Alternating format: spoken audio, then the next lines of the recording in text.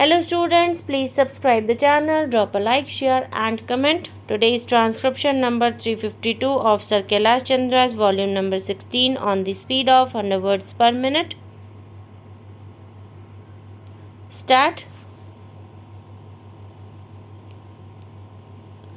Mr. Deputy Speaker, Sir, I am thankful to you for providing me time to express my views. There is no doubt that this year the country confronted the most terrible drought of the century. Out of the 35 meteorological divisions in the country, 21 divisions have been affected by drought. Some areas were affected by other natural calamities also. Thanks to this department and its officers and staff who met this situation successfully, our Prime Minister said that nobody in the country will be allowed to die of starvation.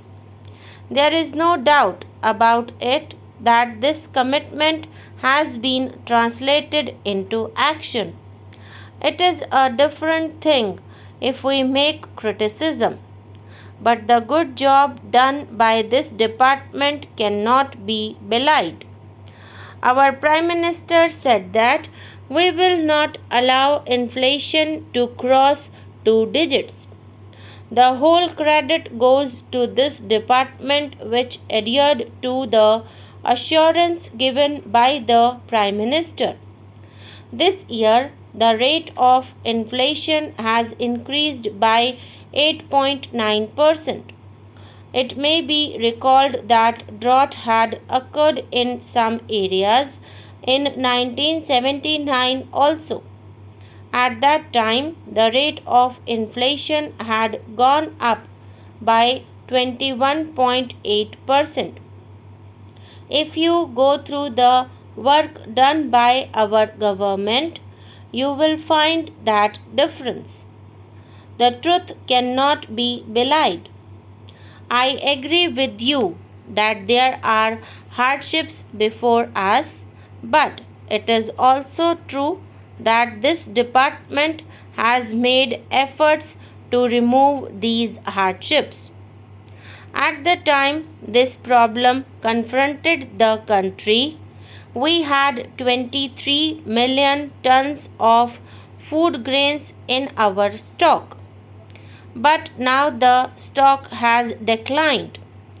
Due to concerted efforts of our government, the farmers and the scientists, the rabi crop, especially wheat, has been very good. Now, it is necessary for us to make maximum procurement. We should ask the state governments and cooperative institutions to procure more and more wheat. The government should also reconsider its decision about fixation of the price of wheat at rupees 175 per quintal, because whenever there is a hardship, the price rises. I do not want to repeat the points made by my colleagues. I request the government to pay attention towards the price factor also.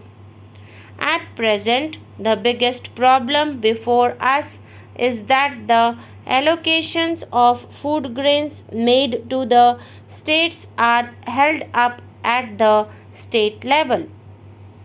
I do not want to criticize anybody, but it is a fact that even after allotment made by the center, the states did not lift their quota.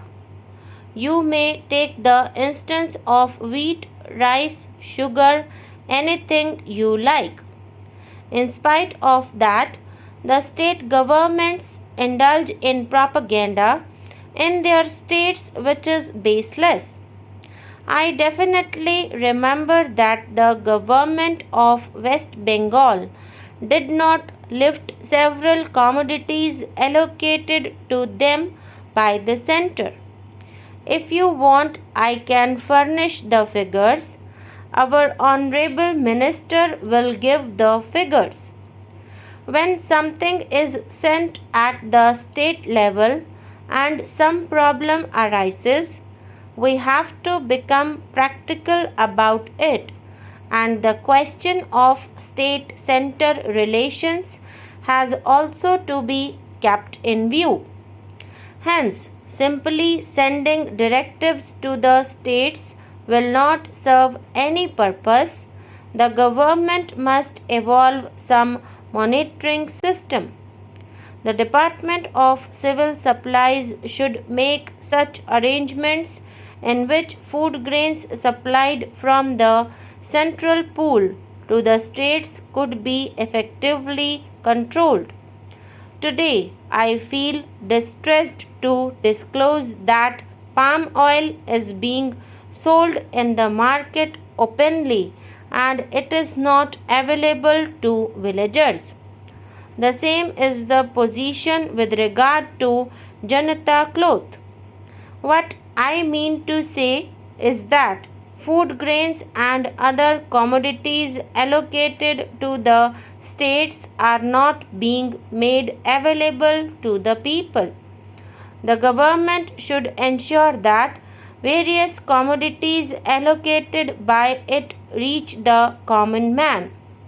I know that directives are issued to states by the central government from time to time. Letters are also sent by the Prime Minister and the Minister of Food and Civil Supplies. But the states do not pay any heed to these directives. Our former Prime Minister, Srimati Indira Gandhi, had formulated a 14-point program with a view to strengthening the public distribution system.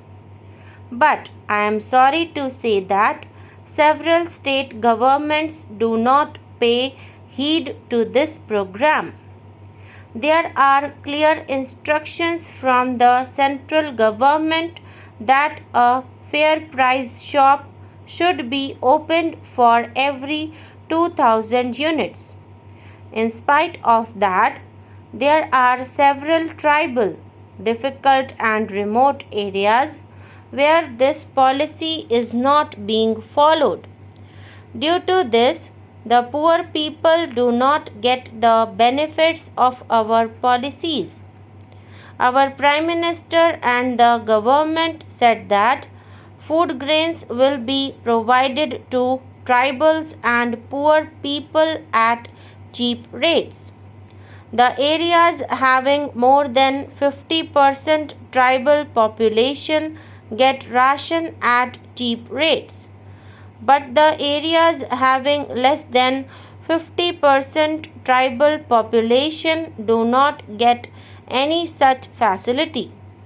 I demand that all weaker and backward sections must get these facilities on a uniform basis.